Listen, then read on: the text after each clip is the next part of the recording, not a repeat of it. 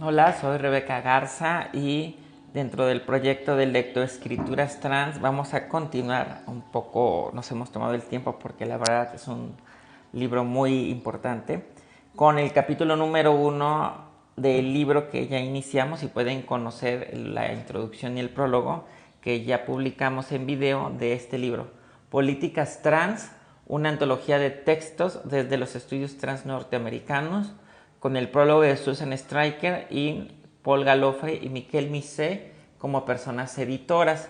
Ya previamente les compartimos el prólogo, la introducción y por estas personas editoras, y lo pueden encontrar en queertrans.ce de centro de estudios.org. Y hoy vamos a hacer la lectura de este proyecto de lectoescrituras trans. Este es un clásico dentro de los estudios trans. De hecho, para muchas personas expertas consideran que El Imperio contraataca, un manifiesto post-transexual de Sandy Stone, inaugura lo que llamamos los estudios trans y es uno de los ejes o de las líneas importantes de Queer Trans, Centro de Estudios, que es difundir y promover los estudios trans. Y entonces hoy nos place compartirles, gracias a Alejandra, gracias a Luli, gracias a Jocelyn que se están incorporando, pues les pido que nos acompañen en este proyecto de lectoescrituras trans, en donde vamos a leer y después vamos a subir la lectura para que también esté disponible en diferentes modalidades este documento que se llama El Imperio contraataca, un manifiesto post-transexual de Sandy Stone. Algo para tener contexto es de que este texto o este manifiesto lo contesta Sandy Stone, lo hace en respuesta a una TERF, ahorita no recuerdo el nombre, a una mujer feminista trans excluyente de los años 70, que justamente escribió un artículo algo así como que el imperio transexual, ¿no? Y sentando todos los tropos que actualmente existen dentro del feminismo transexcluyente, ¿no? Entonces, empezamos con El Imperio contraataca, un manifiesto post-transexual de Sandy Stone, traducido por Ian Bermúdez. Ranas convertidas en princesas. Las colinas verdes de Casablanca se alzan sobre los hogares y las tiendas apelotonadas a lo largo de sus calles estrechas y retorcidas, impregnadas de olores y excrementos. Casablanca es una ciudad muy antigua, que quizás solo por un accidente geográfico no fue considerado por Lawrence Durrell como una fuente de amor. En el barrio más moderno, localizado en un amplio y soleado bulevar, se encuentra un edificio que carecería de importancia de no ser por la placa que lo identifica como la clínica del Dr. George Bureau. El médico se dedica principalmente a la obstetricia y a la ginecología, pero hace ya años que se ha ganado otra reputación desconocida por las numerosas mujeres marroquíes que pasan por sus habitaciones. El periodista Janice Morris hace una visita al Dr. Bureau. Morris espera inquieto en la sala de espera mientras lee las revistas Elle y Paris Match, sin realmente prestar completa atención a la lectura debido a que está en un mandado de extrema importancia personal. Finalmente, la recepcionista dice su nombre y le conduce al interior del santuario. Así lo explica Morris. Traspasé pasillos y subí unas escaleras que llevaban a las dependencias del interior de la clínica. La atmósfera era cada vez más densa a medida que avanzábamos. Las habitaciones tenían ahora cortinas más gruesas, artesiopeladas y voluptuosas. Me pareció ver esculturas de bustos y había un rastro de intenso perfume en el ambiente. De pronto, vi acercándome hacia mí a través de las tenues alcobas que me sugerían claramente el encanto de un harem, una silueta que recordaba a las odaliscas. Era Madame Bureau. Estaba vestida con una larga bata blanca, atada, creo yo, con una borla en la cintura que conseguía combinar cuidadosamente la lujuria de un caftán con la higiene del uniforme de una enfermera. Además era rubia y sutilmente misteriosa. Unas fuerzas que escapaban a mi control me habían conducido hasta la habitación 5 de la clínica en Casablanca, y no habría conseguido escapar incluso si lo hubiese querido. Me dije adiós en el espejo. No nos volveríamos a ver y quería mirar a ese otro yo a los ojos por última vez y hacerle un guiño para desearle suerte. Mientras lo hacía, en la calle un vendedor ambulante tocaba un arpegio con su flauta. un sonido muy alegre que repetía una y otra vez en un dulce diminuendo mientras caminaba. Vuelos de ángeles, me dije, y me quedé dormido en la cama y llegó el olvido. Se va James Morris y entra Jean Morris.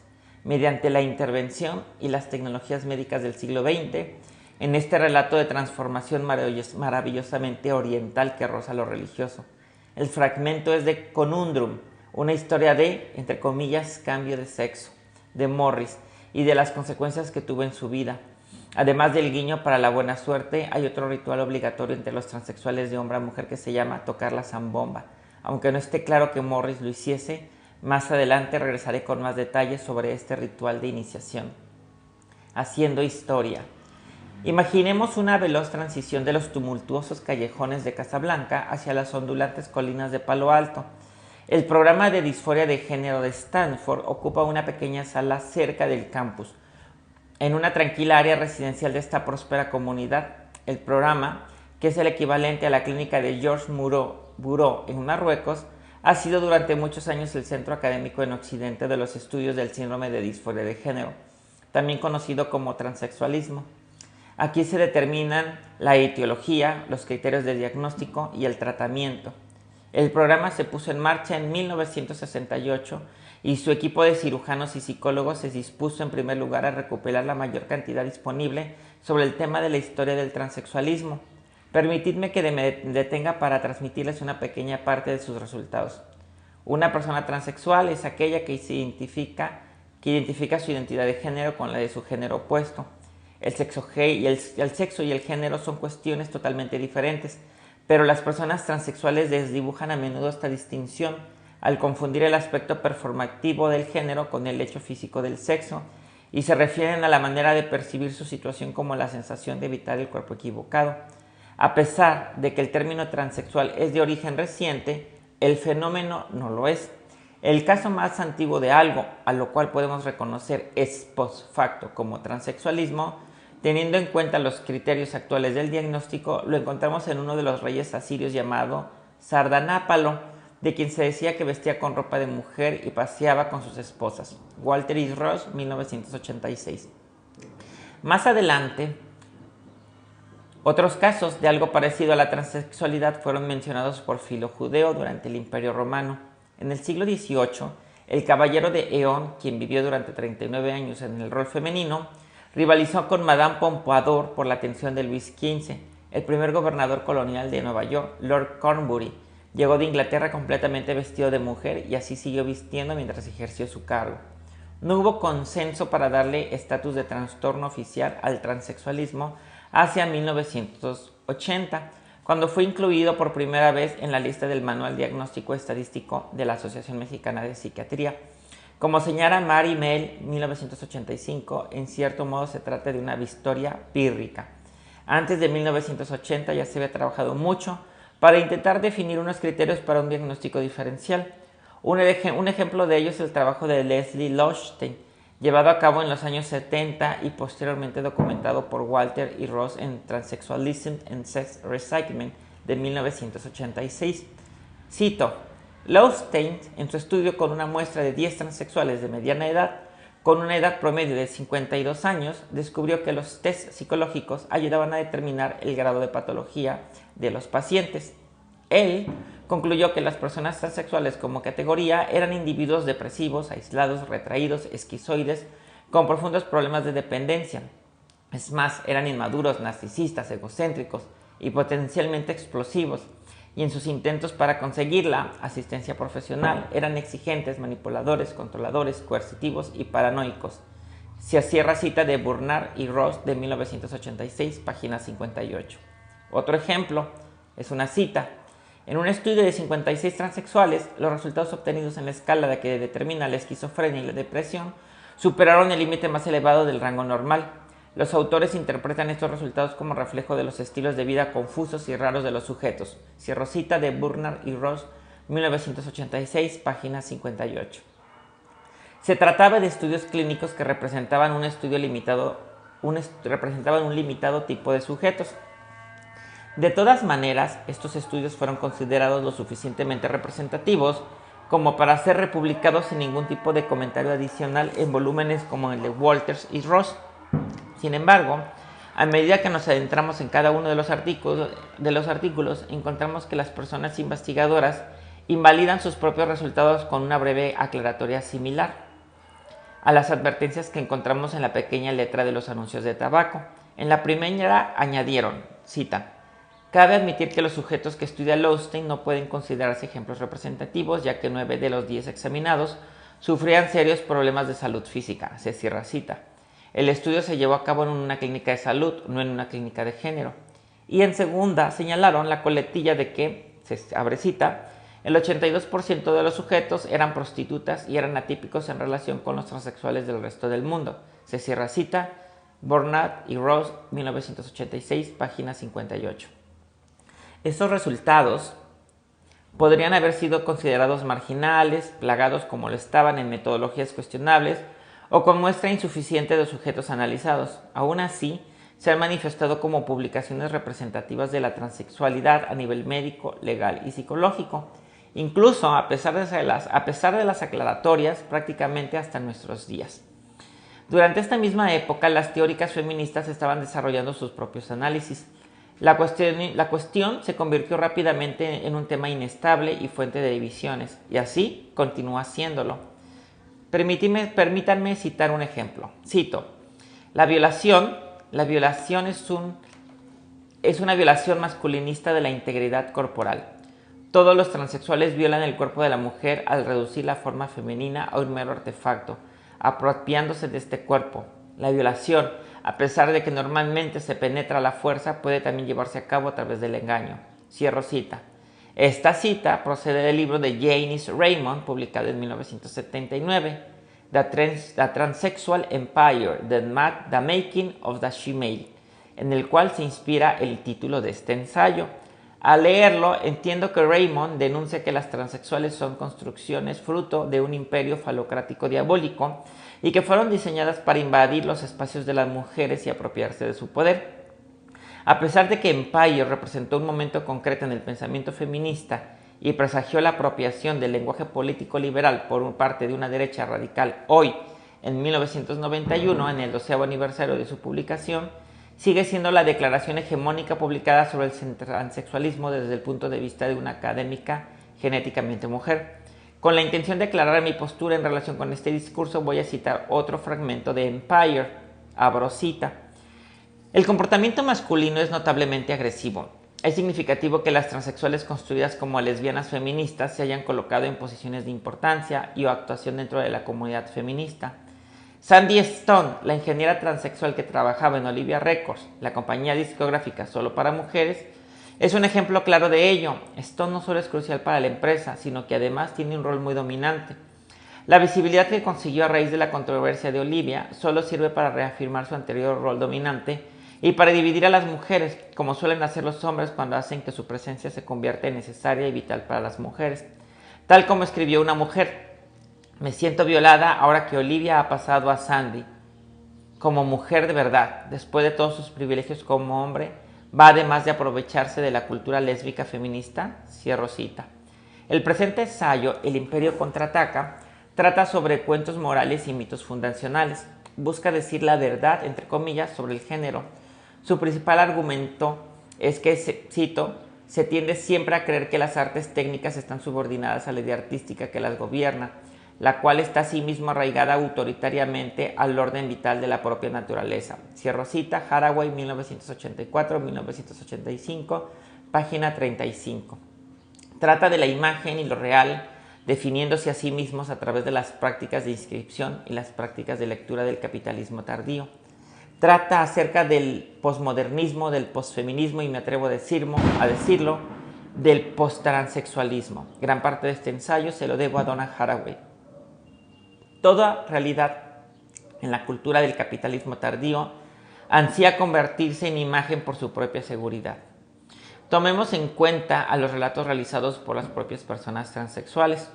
A lo largo de este periodo, prácticamente la totalidad de los que han sido publicados fueron escritos por transexuales de hombre a mujer, Quisiera destacar brevemente 4 autobiografías de transexuales de hombre a mujer para que podamos aprender sobre lo que estas personas creen que están haciendo. Me ocuparé de los transexuales de mujer a hombre en otro artículo. La narración parcialmente autobiográfica más antigua que existe es la de Lili Elbe, en el libro de Niels Oyer, Man into a Woman, The First Sex Change, de 1933. El primer libro autobiográfico fue el libro de bolsillo de 1955, I Changed My Sex. No se trata de un título especialmente discreto y contemplativo, escrito por la artista de striptease Heidi Jo Star a mediados de los años 50. Kristin Jorgensen, quien se hizo la cirugía a principios de los 50, y podría decirse que es la más conocida de las recientes transexuales, no publicó su autobiografía hasta 1967. En cambio, el libro de Starr se aprovechó en la publicidad suscitada por la operación de Jorgensen. En 1974 se publica Conundrum, escrita por la conocida periodista inglesa Jan Morris. En 1977 encontramos Canary, escrito por la música y performer Canary Cohn. Además, muchas transexuales guardaban lo que llaman en argot AOT, el archivo obligatorio transexual. Este acostumbra a contener artículos de periódicos y extractos olvidados de diarios personales sobre comportamientos de género inapropiados, entre comillas. Las mujeres transexuales suelen coleccionar narraciones autobiográficas. Según el programa de disforia de género de Stanford, los centros médicos no lo hacen, ya que consideran poco fiables los informes autobiográficos. Por esta razón, y dado que un gran porcentaje de los escritos no están catalogados en ningún sistema bibliotecario, las colecciones personales son la única fuente que tenemos para acceder a esta información. Afortunadamente, tengo algunas de estas colecciones a mi disposición. ¿Qué tipo de sujeto se construye en estos escritos? Hoyer, quien representa a Jacobson, representando a Elbe, quien representa a Wegener, que a su vez representa a Sparre, escribe, cito, una sola mirada de aquel hombre le había despojado de toda su fuerza. Sentía como si toda su personalidad hubiera sido aplastada por él. Con una simple mirada había terminado con ella. Algo en su interior se reveló. Se sentía como una colegiala tratada con indiferencia por el profesor que idealizaba. Era consciente de sentir debilidad en todos sus miembros. Era la primera vez que su corazón de mujer temblaba ante su señor y maestro, ante el hombre que se había convertido en su protector, y entendió por qué a continuación se sometió totalmente a él y a su voluntad. Hoyer, 1933, página 163. Podemos formular las preguntas habituales para este fragmento, no por quién, sino para quién se construye Lili Elbe, para qué mirada estaba escrito su texto y, consecuente, qué historias aparecen y desaparecen en este tipo de seducción. Puede que nos sorprenda el hecho de que todas las historias que mencionaré en este trabajo concuerdan en su definición de mujer como fetiche del hombre, como reproductora de un rol impuesto por la sociedad o como constituida por la performatividad de género. Lili Elbe se desmaya al ver sangre. Hoyer, 1933, página 147.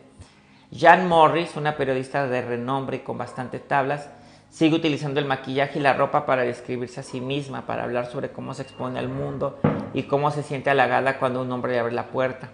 Sabrosita, me siento pequeña y pulcra, en verdad ni soy pequeña ni tampoco pulcra, pero la feminidad conspira para hacerme sentir así. Mi blusa y mi falda son claras, brillantes y nítidas. Mis zapatos hacen que parezca más delicada, además de darme un aire de vulnerabilidad que me gusta. Mis brazaletes rojos y blancos me dan un toque animado. Mi bolso va a juego con mis zapatos, lo que me hace sentir más organizada.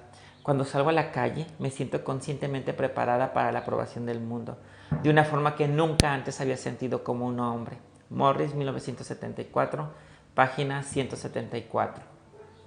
Heidi Jo Star, que era una profesional de striptease, afirma en el libro I Changed My Sex, Sabrosita, quería sentir la caricia sensual de la lencería sobre mi piel.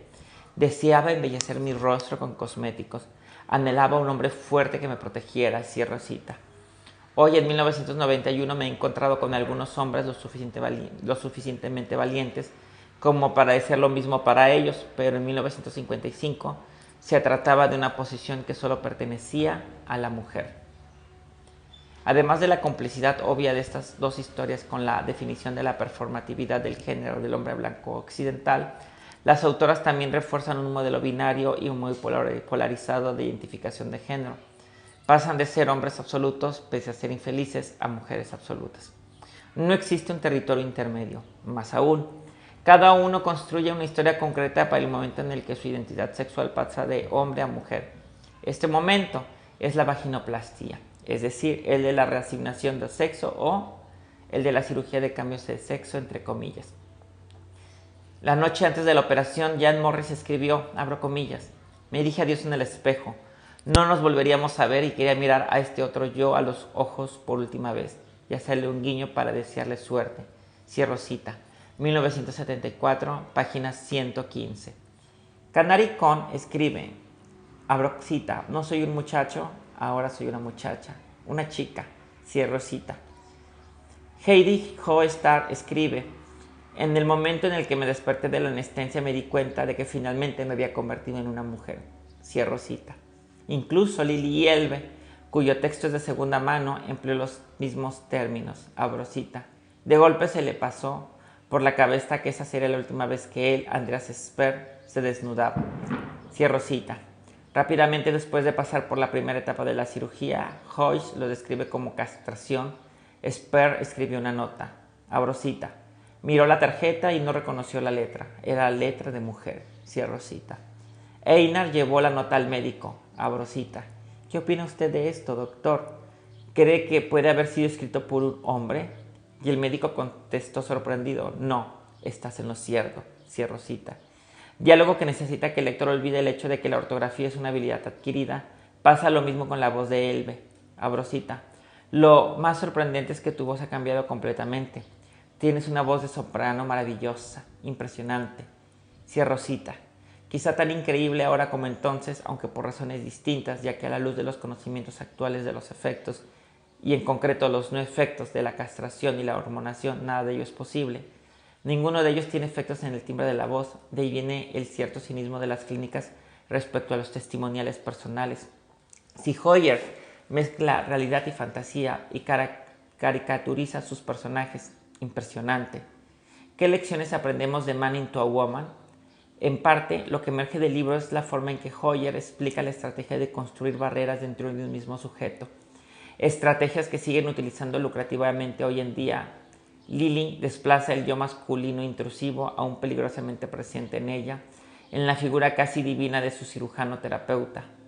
Werner Kreutz, a quien ella llama el profesor o el hombre milagroso. El profesor es quien moldea y Lili lo que es moldeado. Lo que el profesor está llevando a cabo con Lili es nada menos que un moldeado emocional que procede al moldeado físico que la transformará en una mujer. Hasta ahora Lili ha sido como la arcilla que otros han preparado y a la cual el profesor ha dado forma y vida. Con una simple mirada el profesor despertó su corazón a la vida, una vida con todos los instintos de mujer. Es una cita de Hoyer de 1933, página 165. Lo femenino es inmanente, se lleva en los huesos, es instintivo. Gracias a la ansiosa complicidad de Lili, el profesor abre una gran brecha entre lo masculino y lo femenino en ella. En este párrafo que nos recuerda el toque oriental de la narración de Morris, lo masculino debe ser aniquilado o al menos negado, pero lo femenino es aquello que existe para ser continuamente aniquilado. Abro cita. Tenía la sensación de no tener que responsabilizarse más por sí misma, por su destino, ya que Werner Kreutz la había liberado de todo. Ya no tenía voluntad propia, carecía totalmente de pasado. Todo lo referente al pasado pertenecía a una persona que estaba muerta. En la actualidad, lo que existía era únicamente una mujer humilde, lista para obedecer, feliz de someterse a la voluntad de otro, su maestro, su creador, su profesor.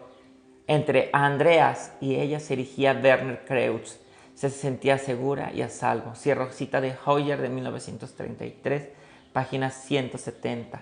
En Hoyer observamos los mismos problemas con la pureza y la negación de la mezcla recurrentes en las historias autobiográficas de transexuales. Los personajes de su historia viven en un periodo histórico de gran represión sexual. ¿Cómo mantener la división entre el yo masculino, cuyo apropiado objeto del deseo es la mujer, y el ser femenino, cuyo apropiado objeto del deseo es el hombre? Abro cita. Como hombre siempre me has parecido indudablemente atractivo. De hecho, he visto con mis propios ojos cómo atraes a las mujeres y esta es la obra más clara de que eres un auténtico hombre. Hizo una pausa y colocó su mano en el hombro de Andreas. No te lo tomarás a mal si te hago una pregunta con sinceridad. ¿En algún momento te has sentido por los de tu mismo sexo? Ya sabes a lo que me refiero. Andreas movió la cabeza tranquilamente. Te doy mi palabra, Nils, nunca en mi vida. Es más, puedo decir que estas criaturas nunca han mostrado interés hacia mí. Bien, Andreas, esto es exactamente lo que yo pensaba. Cierro cita de Hoyer de 1933, página 53. Hoyer debe separar la subjetividad de Andreas, quien nunca ha sentido nada hacia los hombres, y la de Lily, quien en el desarrollo de la historia quiere casarse con uno. Esta forma protectora de actuar hace que el mundo sea un lugar seguro para Lily, al erigir y mantener una barrera impenetrable entre ella y Andreas, que es reforzada una y otra vez con dos estilos de escritura o dos voces diferentes. La obligación imperiosa, un estado natural al cual todas las cosas tienden a negar las potencialidades de la mezcla, actúa para preservar la identidad de género pura, entre comillas. En los albores del romance amoroso del nazismo con la pureza, ninguna criatura, entre comillas, tienta a Andreas a transgredir los límites con los de su propio tipo, entre comillas. Abro cita. Nils, quiero confesarte con total franqueza que siempre me he sentido atraído por mujeres y hoy más que nunca una confesión de lo más banal. Cierro cita de Hoyer de 1933, página 53. Banal siempre que la persona que habla desde el cuerpo de Andreas sea Andreas y no Lily. En este fragmento se mueven muchas cosas. Es un microcosmos en el que se refleja el trabajo que conlleva mantener esta polarización del yo en un marco social general. Además, cada una de estas escrituras construye su relato como una historia de redención. Hay un fuerte componente dramático de luchar contra circunstancias terriblemente adversas, de sobrepasar obstáculos peligrosos, todo un montaje de terror y misterio en un camino que te deja sin aliento hasta el final apoteósico de la transformación prohibida. Cito, la primera operación ha superado todas las expectativas de éxito. Andreas ha dejado de existir, dicen. Las glándulas germinales o palabras místicas han sido totalmente extirpadas. Cierro cita de Hoyer de 1933, página 134. Palabras místicas. El mysterium tremendum de la identidad profunda se cierne sobre un lugar físico. El complejo conjunto de la construcción del macho, el poder misterioso del hombre Dios habita en las glándulas germinales de una manera semejante a la que se pensaba que el alma habitaba en la glándula pineal. La virilidad está en donde tú ya sabes, así es la ontología del tema en cuestión. Por lo tanto, Hoyer puede demostrar de la manera más burda que la feminidad implica una carencia. Abro cita. La cirugía realizada, es decir, la castración, me permite entrar en la clínica para mujeres, solo para mujeres. Cierro cita de Hoyer de 1933, página 139.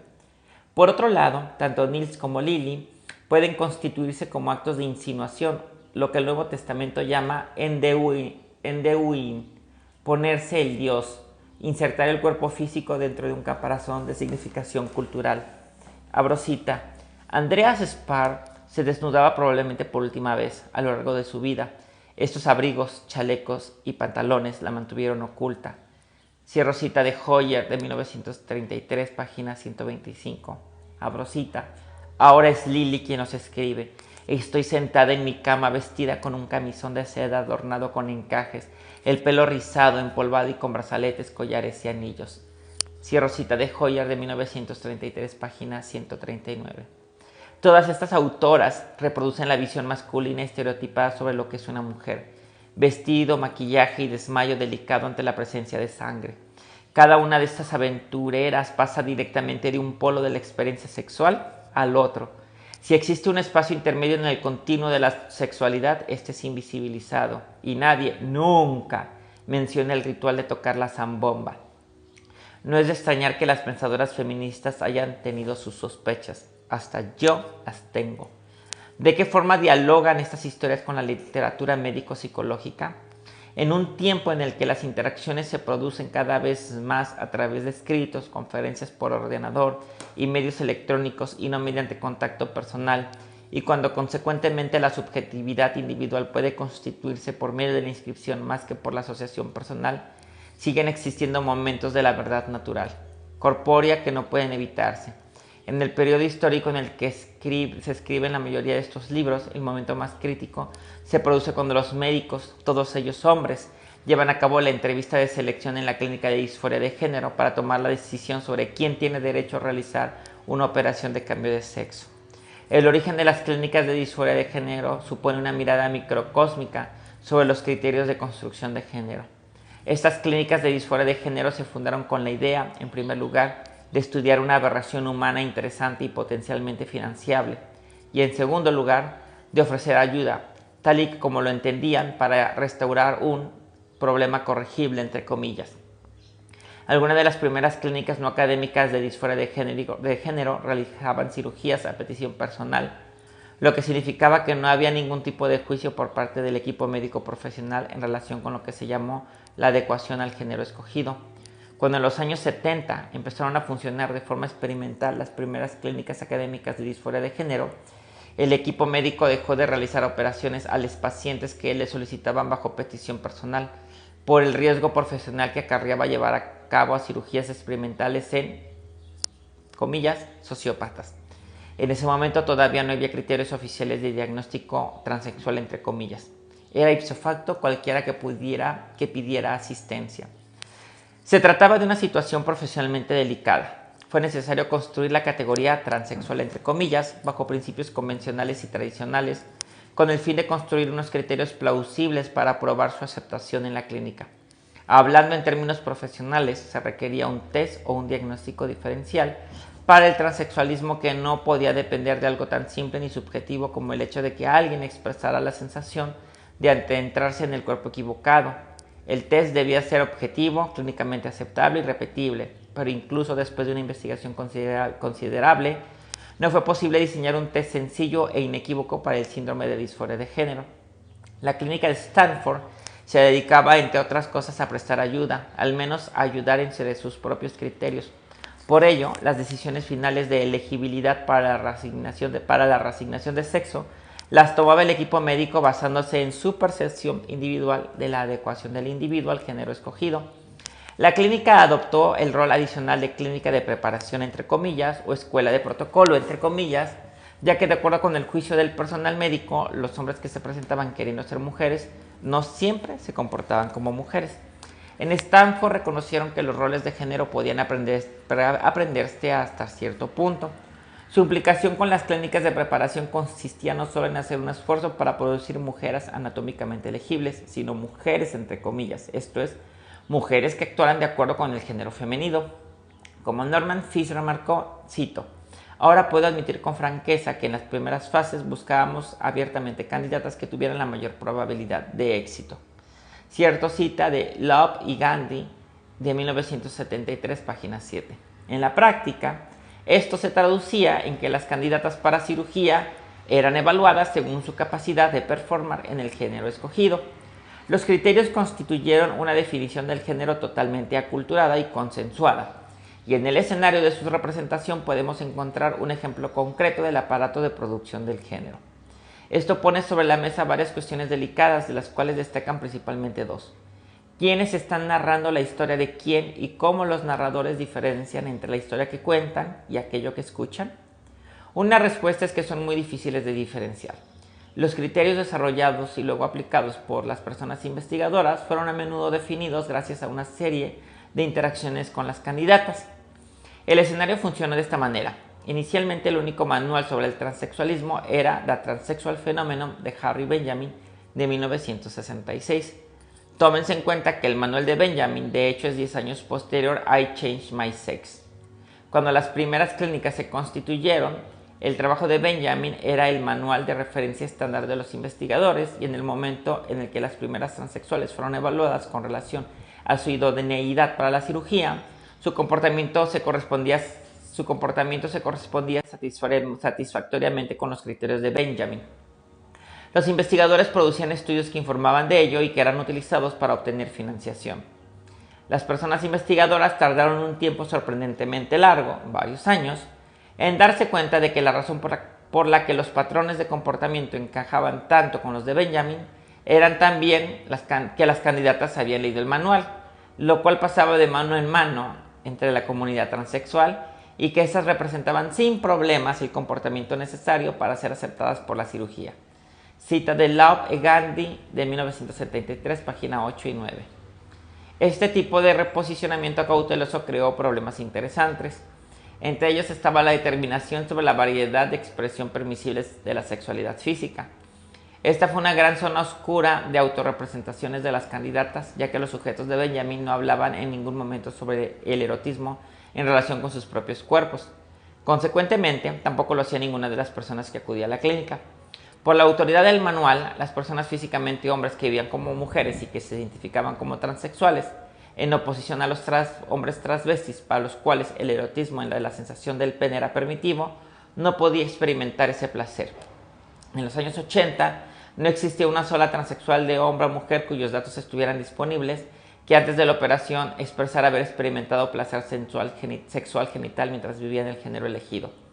La prohibición continuó en el posoperatorio de una manera mutada e interesante, y se mantuvo de manera tan categórica que ninguna transexual después de la operación habría admitido experimentar placer al masturbarse. La plena integración en el género asignado se otorgaba con el orgasmo real o fingido y se conseguía a través de la penetración heterosexual. Tocar la zambomba. El ritual de masturbarse el pene antes de la operación era la más secreta de las tradiciones secretas. El hecho de reconocer un deseo tan natural sería ponerse en riesgo de estrellarse, esto es, de crear una acusación de inadecuación del rol, que podía conllevar la descalificación. Era necesario un acercamiento.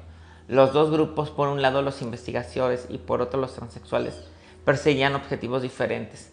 Los investigadores querían saber lo que significaba este síndrome de la disforia de género. Querían una taxonomía de síntomas, criterios para diagnósticos diferenciales, procedimientos de evaluación, métodos de tratamiento fiables y seguimientos completos. Las transexuales querían la cirugía. Tenían claras sus prioridades en relación con los investigadores y consideraban los criterios de evaluación de los médicos simplemente como un obstáculo, algo más que superar en el camino.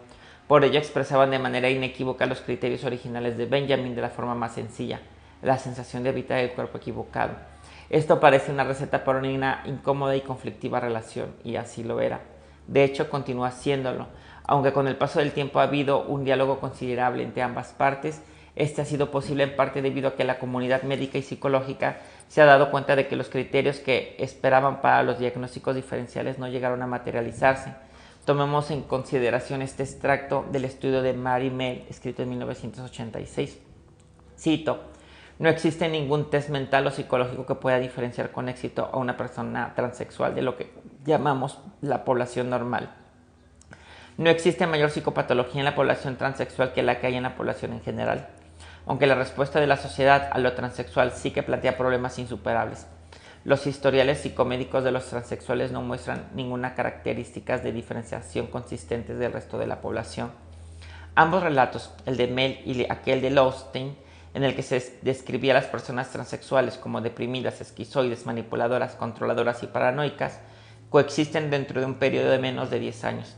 A partir de la consecución de una categoría diagnóstica de 1980, diagnóstico que después de años de investigación no implicaba mucho más que el sentimiento original de habitar un cuerpo equivocado y su consecuente aceptación por parte de la autoridad reguladora del cuerpo, esto es, la comunidad médica. En la actualidad existen historiales clínicamente correctos, entre comillas, de transexuales en lugares tan dispersos como Australia, Suecia, Checoslovaquia, Vietnam, Singapur, China, Malasia, India, Uganda, Sudán, Tahití, Chile, Borneo, Madagascar y las Islas Aleutianas. Esto no es una lista exhaustiva.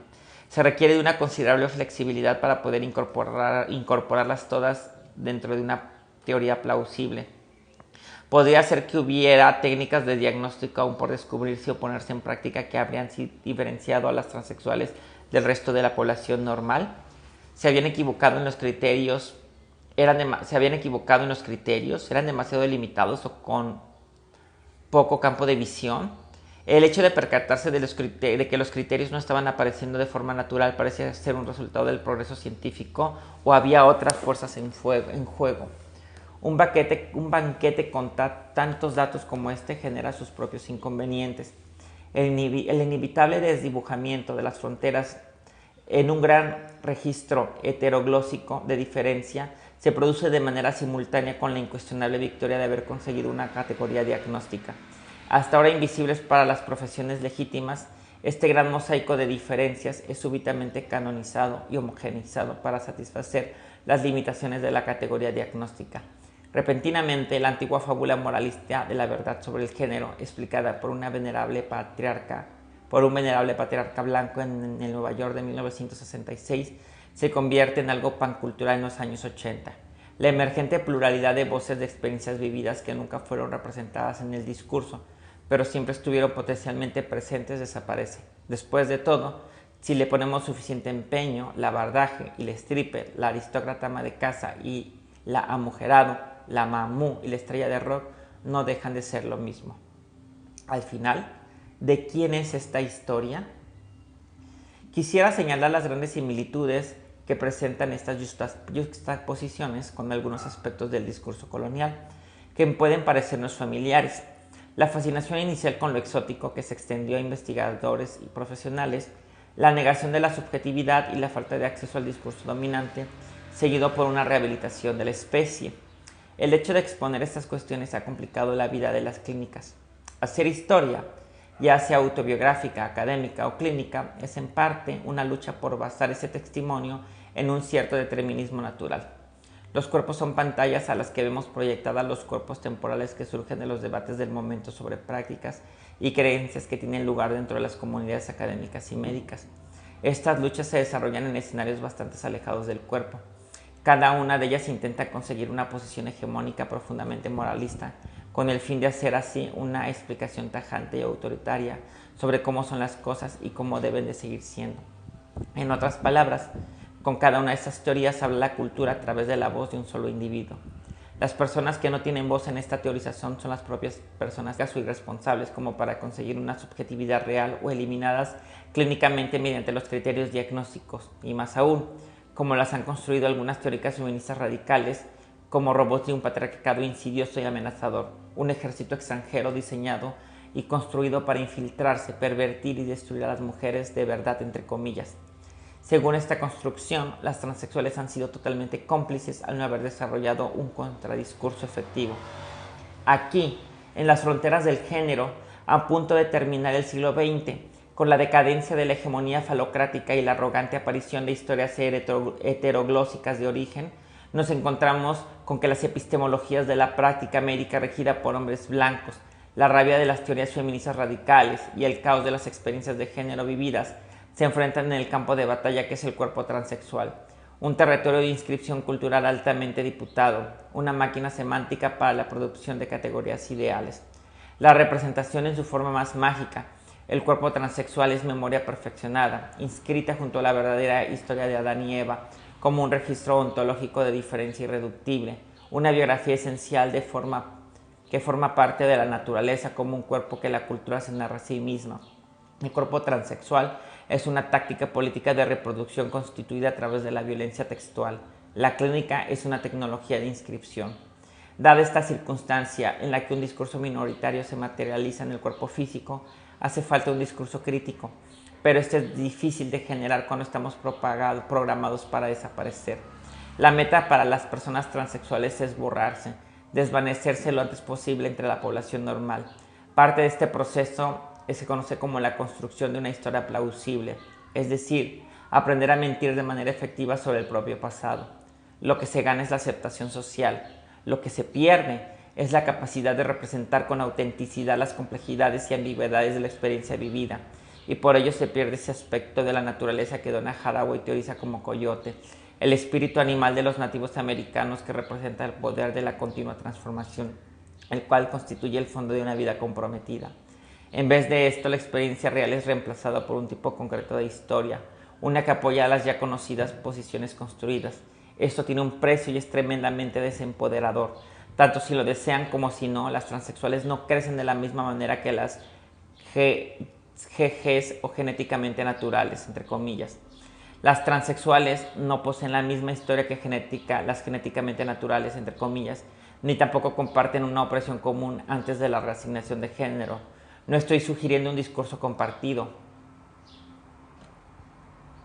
Estoy diciendo que dentro de la historia borrada de las transexuales podemos encontrar una narrativa que trastoque los discursos aceptados sobre el género, una que se origine desde dentro de la minoría de género y que puede utilizarse como frente común con otros discursos de oposición.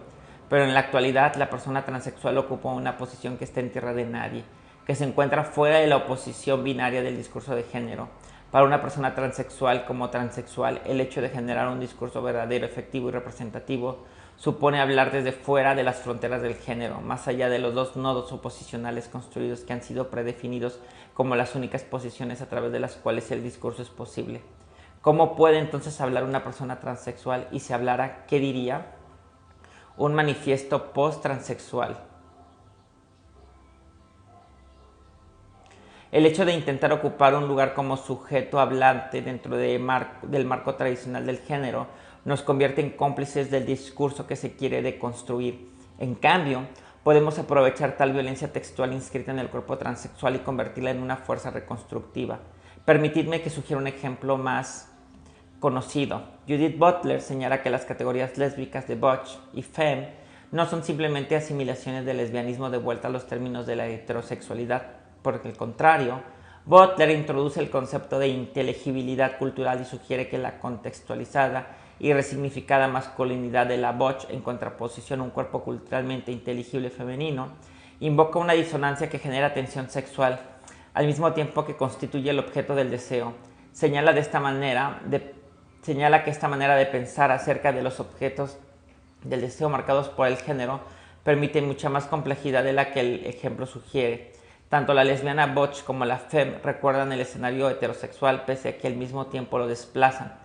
La idea de que butch y femme son réplicas o copias del intercambio heterosexual subestima el poder erótico de su disonancia interna. Butler, 1990.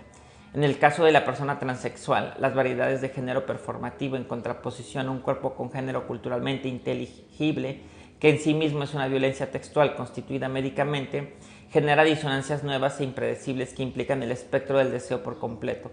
En lo transexual como texto podemos encontrar el potencial para mapear el cuerpo reconfigurado, según el discurso convencional de género, y de ese modo alterarlo, aprovechar las disonancias generadas por dicha yuxtaposición para fragmentar y así reconstituir los elementos de género en geometrías nuevas e inesperadas. Sugiero que empecemos tomando la acusación de Raymond de que las transexuales dividen a las mujeres y vayámonos un poco más allá, para transformarla en una fuerza productiva para dividir multiplicadamente el antiguo discurso de género binario, así como también el propio discurso monista de Raymond, para destacar las prácticas de inscripción y lectura que forman parte de esta deliberada llamada a la disonancia. Sugiero que constituyamos a las transexuales no como una clase o un tercer género problemático, sino como un género literario, es decir, una serie de textos encarnados cuyo potencial para alteraciones productivas de las sexualidades estructuradas y del espectro del deseo están aún por explorar. Para lograrlo, el género de transexuales visibles debe crecer reclutando miembros de la clase de las invisibles, de aquellas que han desaparecido en sus historias plausibles. Lo más importante que un transexual puede lograr, lo que implica tener éxito, es pasar, entre comillas. Esto significa vivir con éxito en el género que escogió, ser aceptada como miembro natural, entre comillas, de ese género. Pasar significa la negación de la mezcla. Pasar es lo mismo que borrar el rol de género anterior o la construcción de una historia plausible.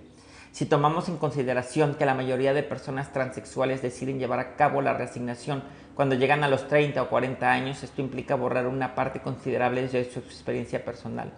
Mi contienda es que este proceso, en el cual tantas de estas personas como el sistema médico, legal y psicológico son cómplices, excluye la posibilidad de una vida basada en las posibilidades intertextuales de un cuerpo transexual. Para negociar las múltiples permeabilidades inquietantes y productivas de límites y posición del sujeto que implica la intertextualidad, debemos empezar por rearticular el lenguaje fundacional por el que son descritos tanto la sexualidad como la transexualidad. Por ejemplo, ni los investigadores ni las transexuales han dado pasos para problematizar, entre comillas, el cuerpo equivocado como una categoría descriptiva adecuada. De hecho, cuerpo equivocado, entre comillas, ha llegado casi por defecto a definir el síndrome. Es bastante comprensible, creo, que una frase que en su léxico sugiere el carácter binario y falocéntrico de la diferenciación de género debería ser examinada con gran suspicacia, mientras nosotras, personas académicas, profesionales de la medicina o transexuales, ontologicemos tanto la sexualidad como la transexualidad de esta manera, seguiremos descartando la posibilidad de analizar el deseo y complejidad motivacional de manera que describa adecuadamente las múltiples contradicciones de la experiencia de vida individual. Necesitamos un lenguaje analítico más profundo para la teoría transexual, uno que permite el tipo de ambigüedades y polifonía de voces que ya han documentado productivamente y enriquecido la teoría feminista.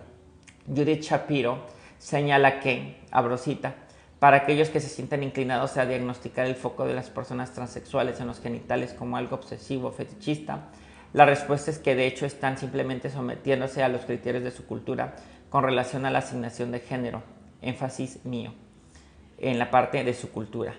Esta afirmación alude a los procedimientos más profundos, discursos ocultos y pluralidades de experiencias dentro del monolito transexual. No son todavía visibles clínica o académicamente y no sin razón. Por ejemplo, en pos de un diagnóstico diferencial, hay una pregunta que se realiza de vez en cuando a las posibles candidatas. En el supuesto de que pudiera ser hombre o mujer en todos los aspectos salvo por los genitales, ¿te sentirías satisfecha? Existen varias respuestas posibles, pero solo una es correcta desde el punto de vista clínica. No es de extrañar entonces que la mayor parte de estos discursos giren en torno a la frase cuerpo equivocado. Bajo el mito fundacional del binarismo falocrático por el cual los cuerpos y los sujetos occidentales son autorizados, solo es correcto, entre comillas, un cuerpo por sujeto y género. Todos los demás cuerpos son errores. Mientras los médicos y las personas transexuales siguen enfrentados en el campo de batalla del diagnóstico que este escenario sugiere, aquellas personas transexuales para las que la identidad de género es algo diferente y quizás independiente de los genitales físicos, permanecen a la sombra por aquellas personas para quienes el poder de la institución médica y psicológica y su capacidad de actuación como guardianes de las normas culturales es la autoridad final a la hora de establecer lo que es un cuerpo culturalmente inteligible. Esta es la zona peligrosa y si los cuerpos silenciados adquieren voz seguramente encontraríamos, tal y como han declarado pensadoras feministas, que las identidades de los sujetos individuales encarnados están mucho menos condicionados por normas físicas y mucho más diversamente dispersas a lo largo de una rica y compleja estructuración de identidad y deseo, de lo que no es posible expresar en la actualidad. A pesar de lo mencionado en el mejor de los debates actuales, el modo estar es el de una totalización implacable. Tomemos el ejemplo más atroz incluido en este trabajo. La increíble frase de Raymond, todas las transexuales violan el cuerpo de las mujeres. ¿Qué hubiera pasado si hubiera dicho, por ejemplo, todas las negras violan el cuerpo de las mujeres? Es intolerablemente atroz e inexcusable y no menos totalizadora que la afirmación de Gary Kate. Cito, las transexuales toman un rol femenino exagerado y estereotipado. Cierro cita. O la de Anne Boleyn, abro cita. Las transexuales intentan olvidar sus historias como hombres, cierro cita. Aún siendo trabajos excelentes, no hay sujetos en estos discursos. Solo hay objetos homogenizados y totalizados que reproducen fractalmente las historias de discursos minoritarios del pasado, por lo que al decir la palabra prohibida puede que nos aparezcan recuerdos de otros debates. La palabra es algunas. Las transexuales que parecen ignorar el hecho de que al crear identidades totalizadas y monísticas y al renunciar a la intertextualidad física y subjetiva han descartado la posibilidad de relaciones auténticas. Bajo el principio de pasar, mediante la negación del poder desestabilizador de ser leída, las relaciones comienzan como mentiras, aunque por supuesto el hecho de querer pasar no es una actividad restringida al mundo transexual. Esto se asemeja a la persona de color cuya piel es lo suficientemente pálida para pasar por blanca, o al gay o lesbiana que permanecen en el armario, o a cualquier persona que haya escogido la invisibilidad como solución imperfecta para la disonancia personal. En esencia, estoy rearticulando uno de los argumentos a favor de la solidaridad elaborada por gays, lesbianas y personas de color. La comparación aún puede hacerse más extensiva. Para deconstruir la necesidad de pasar, las transexuales deben responsabilizarse de toda su historia, empezar a rearticular sus vidas no como una serie de borraduras al servicio de una especie de feminismo concebido desde dentro del marco tradicional, sino como una acción política empezando por la reapropiación de la diferencia y la recuperación del poder del cuerpo refigurado y reinscrito. Las disrupciones de los antiguos patrones del deseo que las múltiples disonancias del cuerpo transexual implican producen no una irreductible alteridad, sino más bien una miriada de alteridades cuyas juxtaposiciones inesperadas sostienen lo que Donna Haraway ha llamado las promesas de los monstruos, fisicalidades de figuras y terrenos constantemente cambiantes que exceden el marco de una posible representación. La esencia del transexualismo es el acto de pasar. Una transexual que pasa está obedeciendo el principio derridiano que afirma que los géneros literarios no deben mezclarse. Yo no los mezclaré. Cita de Derrida, 1980, página 176.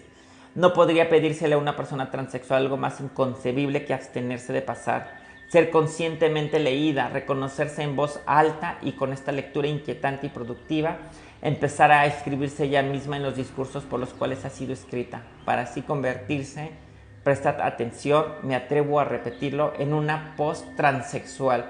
De todos modos, las transexuales saben que el silencio es un precio extremadamente caro a pagar a cambio de ser aceptadas.